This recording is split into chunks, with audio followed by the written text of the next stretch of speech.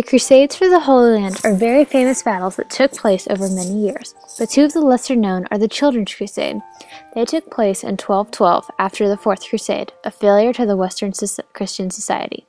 The Children's Crusade is easily thought of as a great disaster, as an estimated 50,000 children joined the Crusades to try and banish Muslims and Jews from Jerusalem.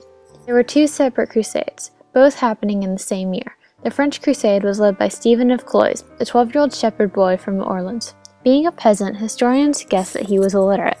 However, this did not stop him from claiming to have received a letter from Christ that stated he'd lead another crusade to Jerusalem. Stephen believed that since he was a child, God would protect him and his journey would be successful. Determined, he marched to King Philip's court and told him of the letter.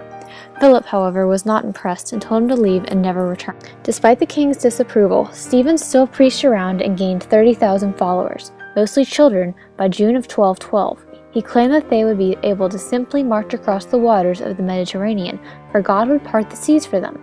Stephen and his army marched to Marseille, but by this time many boys had either died of exhaustion or dropped out. The waters, of course, did not part like Stephen said they would, so a merchant offered the boys on his 7 ships. For many years, no one ever heard of them again, until a priest traveling in North Africa came upon a white man and they started to chat. This man claimed to be a survivor of the failed crusade.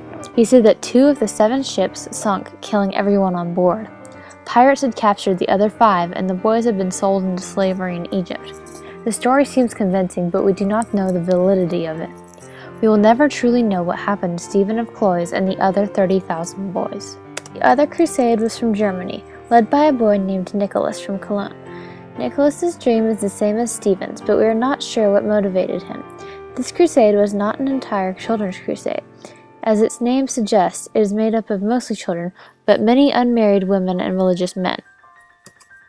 The crusade made its way to Italy to see the Pope. However, this meant they must go through the Alps. Many died from cold on this journey, and when they finally made it to Rome, the Pope told them to go home for they were too young.